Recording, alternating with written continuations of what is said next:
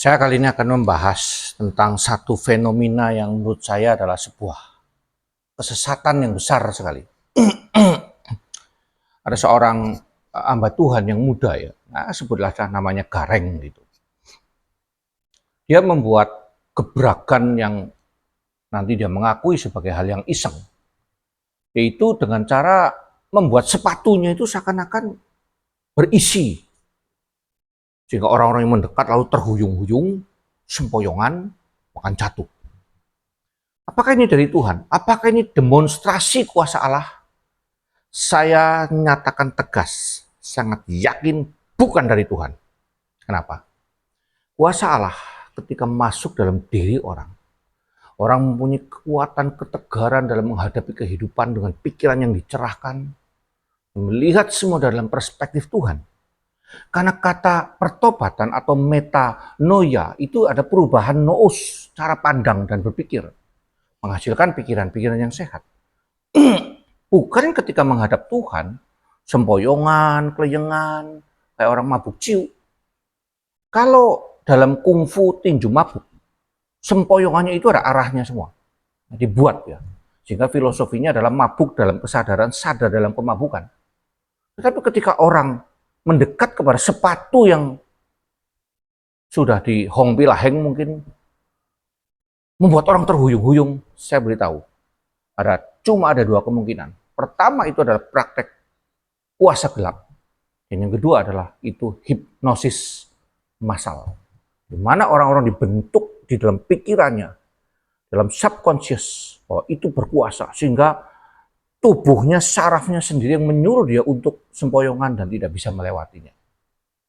Jelas ini sesat. Yang kedua adalah ketika dia mengumpulkan dana, lalu menarik sekali, dia berkata, Tuhan berkata kepada saya, besok sebelum jam 2, sebelum jam sekian, saya lupa tepatnya ya, harus ditransfer. Orang-orang beriman yang berpikir dan berilmu akan bertanya, mengapa harus ada jam sekian? Apakah lagi kepepet duit itu pendeta, yang katanya untuk membangun gereja? Kalau sebelum jam itu mungkin akan disita oleh debt collector? Apa yang membuat urgensi daripada Tuhan berfirman untuk sebelum jam sekian ditransfer? Apakah setelah transfer jam yang ditentukan duitnya menjadi tidak kosher, tidak halal? Ataukah sebelum mentransfer, kalau sudah ditransfer 1.000 bisa menjadi 10 juta, atau mentransfer sekian? Kalau itu yang ditawarkan, jelas itu penyesatan hebat sekali. Allah tidak pernah memaksa orang untuk kamu kasih sekarang. Tidak. Dia akan menggerakkan orang agar orang dengan rela hati memberikan sesuai dengan apa yang Tuhan gerakan, bukan dengan cara manipulasi emosi semacam itu. Nah, sayang sekali gereja itu diam dan melihat hanya sebagai sebuah kelucuan. Bagi saya, kenakalan anak-anak kecil semacam ini harus dibereskan. Kenakalan yang berkait dengan kenakalan remaja biasa boleh dipahami, tetapi kenakalan keisengan di dalam ibadah harus dihardik dengan keras. Seharusnya saat itu langsung dibuat teguran dari sinode yang menaunginya.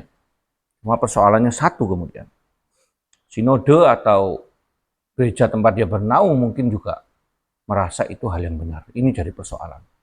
Maka mau tidak mau jemaat yang harus membekali diri dengan pengetahuan yang cukup. Kenapa? Karena kerajinan tanpa pengetahuan, ini kitab Amsal berkata, tidak baik. Semangat yang hebat, tetapi ngodor kalau orang Jawa ngomong, sudah ruduk sana sini, akan menjadi berantakan semua. Mari beriman dan berpikir secara akal sehat, akal yang dicerahkan oleh Tuhan sendiri.